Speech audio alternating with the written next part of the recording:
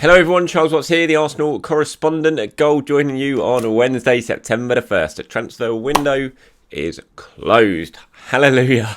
I can't tell you how happy I am to say that because, it is a pretty stressful time during the summer for journalists, I have to say, because the transfer window sends everyone a little bit crazy.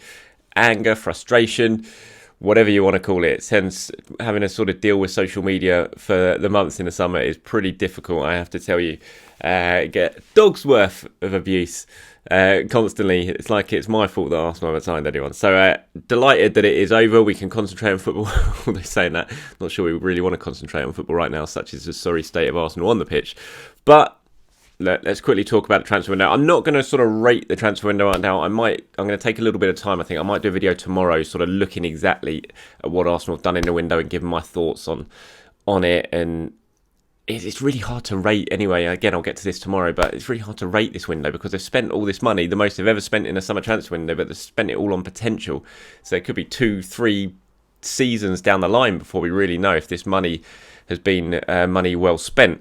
But you know, they've signed 6 players, they've strengthened in areas they wanted to strengthen. Ramsdale come in, Lokonga, White, Odegaard, Tavares, and obviously yesterday Tomiyasu finishing things off to be Arsenal's 6th summer signing. The right-back situation has been resolved, you would say, although technically, he is a right-back, but he's also a player that can play in other positions as well, can play centre-back, can play left-back as well. He's decent over on the other side by all accounts. I hold my hands up. I have not seen anything of this guy apart from videos that I watched yesterday. But I have been speaking to a few people who I certainly value their opinion, who are based over in Italy.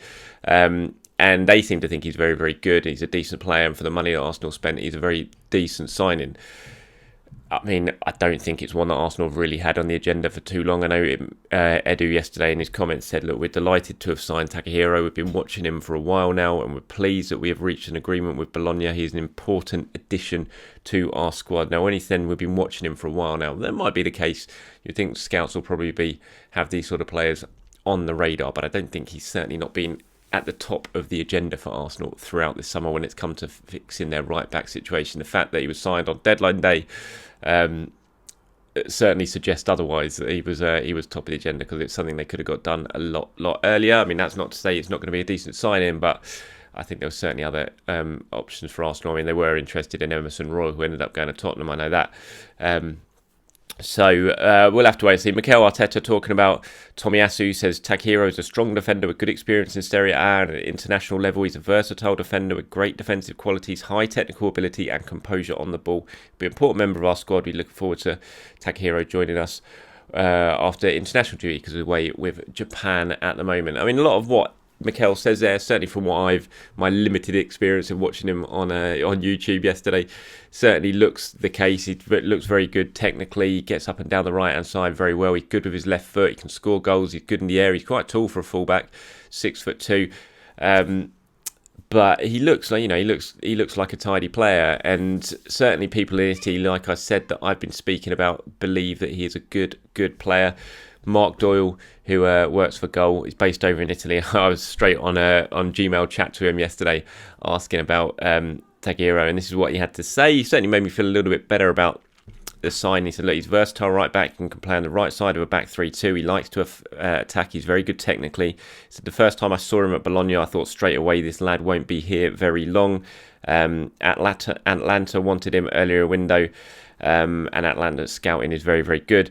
And that would have made so much sense to me. He's a ball-playing defender who is not afraid of one-on-one. So, decent comments there from someone that I certainly value their opinion a lot when it comes to Italian football. He knows exactly what he's talking about over there. So, and the fact that Atlanta wanted him again, that's a good sign because Atlanta's scouting is fantastic and they signed very, very decent players.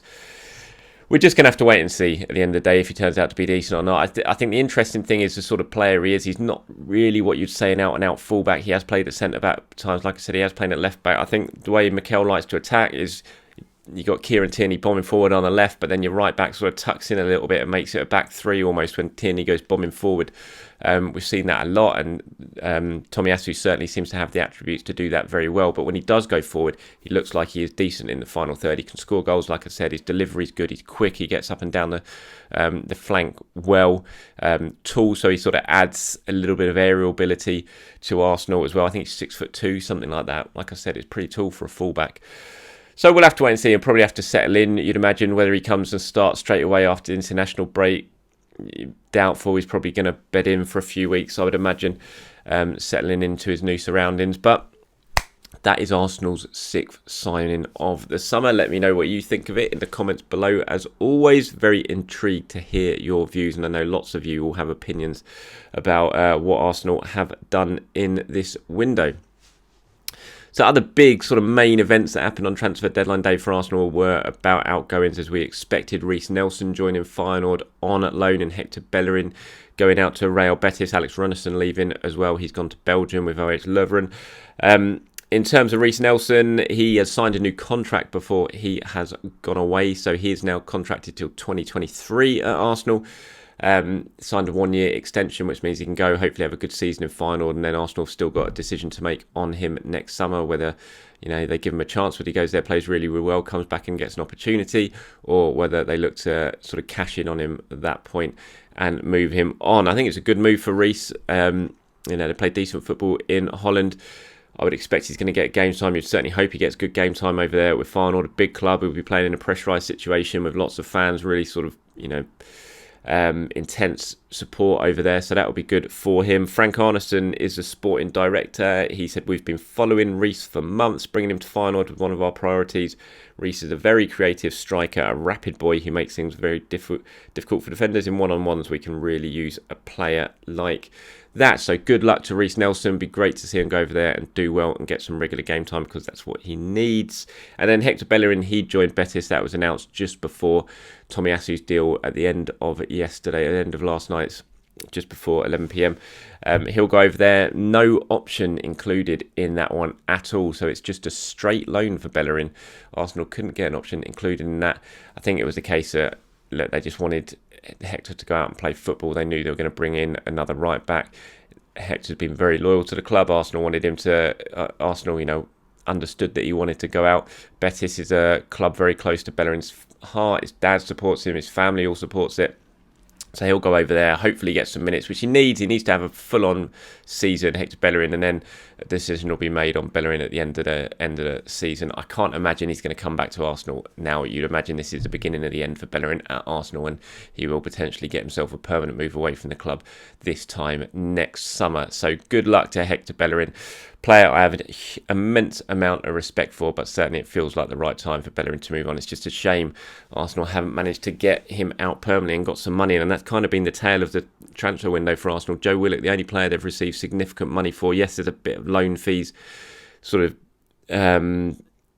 floating about for the players they've managed to get out on loan, obviously save wages during that time as well, but it would have been very handy if they could have sold and got some good money in for the likes of Bellerin, Guendouzi, Torreira, but it's been not been an easy market to sell your players, as Arsenal and plenty of other clubs have found out. But I'll talk about that again in tomorrow's video when I sort of explore the transfer window a little bit more deeply.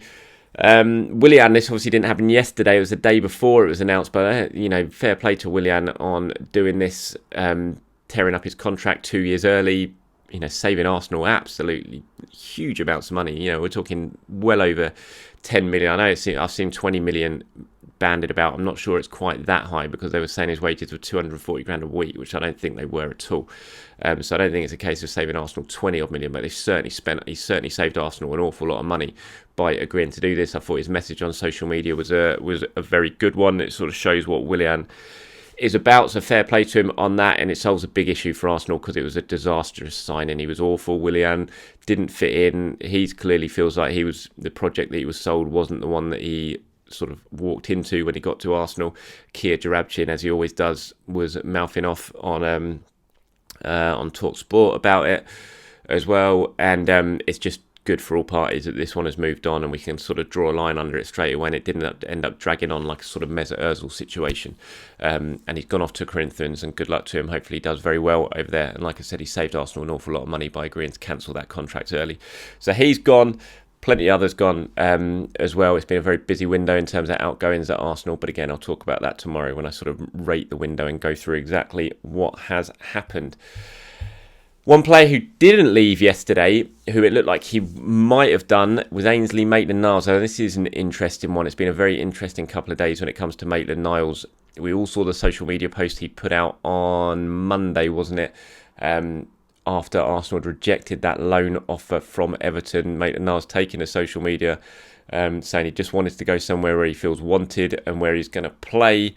That didn't go down very well at Arsenal, as you can imagine, but also I can understand Maitland-Niles' feelings about it. It's like, well, why are they keeping me? If they're not going to play me, I've got an opportunity to go and play here at Everton. By all accounts, Rafa clearly would have made it known what his plans were before this bid came in at Everton, and Arsenal was saying no to it.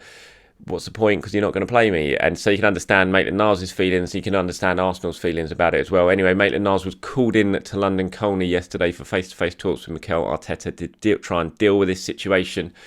Arteta certainly made it clear how disappointed he was by the social media post that he put in. But during the talks, they did clear the air a little bit. Arteta did make it known, from what I understand, to Maitland-Niles that he is part of his plans this season. That's not saying he's going to be starting week in, week out, but he is going to feature and be, if he plays well, if he trains well, then he'll absolutely be part of the squad and will get some minutes this season. Is that going to be ideal for Maitland-Niles? Probably not, because you think he'll want to be starting, and you can understand he wants to start week in, week out at this stage of his career. He was an England international a year or so ago before he fell out of favour at Arsenal.